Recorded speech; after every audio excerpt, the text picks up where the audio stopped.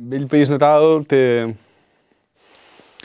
un origen concret que és amb lectures sobretot de Brossa i d'una poeta portuguesa que es deia Fiamma Ace Pais Brandão i era una manera d'analitzar la infantesa just en aquest moment en què ja veus que s'allunya i buscar quins eren els elements clau, més que els bons o els dolents, fer una anàlisi i a veure cap on anava. I ja la segona part és fruit de l'escriptura del primer tros, que se'n va cap a una evolució o un plantejament o amb noves fites per treballar. A més, té altres punts d'anclatge, com certs estudis filosòfics, tot això que en aquella època estava explorant, que tenen molta relació amb el cos, amb els mapes, etc. Això és una de les coses importants del llibre, que no funciona, diguéssim, no es concep com una cosa que neix només de mi mateix, sinó que hi ha una voluntat de reformar tot allò que m'ha ajudat a treure'l, diguéssim.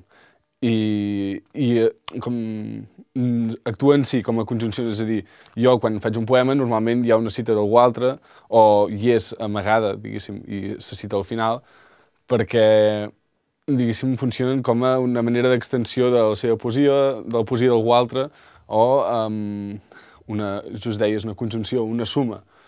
La meva poesia se suma amb una altra i, diguéssim, d'aquí, com diu un dels poemes, és una trobada que fa desert, és a dir, una trobada que eixampla mons, amplia fronteres i a partir d'aquí doncs, el que es tracta és d'omplir-ho. Això és potser el més complicat, perquè no n'esperava res, és a dir, quan més o menys vaig veure que la cosa estava acabada, sí que... O sigui, el fet de veure que estava acabada ja era com una gran fita, però no tenia clar cap on va, diguéssim, un cop finalitzat. És una... Hosti, és que és molt complicat això que m'has preguntat, eh? No n'espero res, o sigui... No n'espero per res. És a dir, el que espero més és que a partir d'aquí hi hagi un clac que em permeti produir alguna altra cosa, però ja està.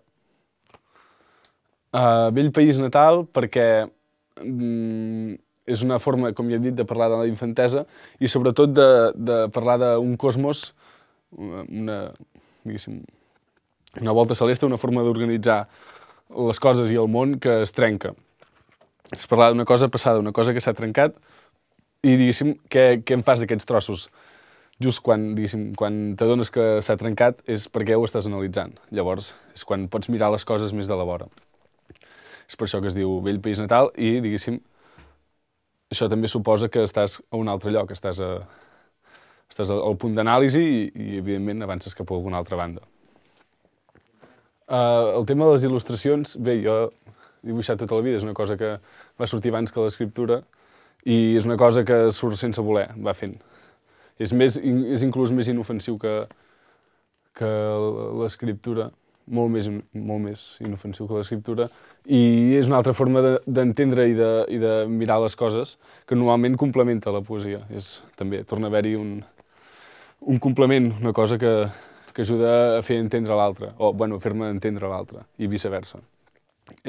Com que estem en un moment en què tot esdevé molt interdisciplinar, ja no saps si no només hi haurà poesia, sinó que hi haurà videopoesia o gent que farà videoart que serà més autor de la poesia d'aquí que no pas de la tradició del videoart. Això encara no se sap. I em sembla que és molt interessant, però captar-ho tot serà dificultós.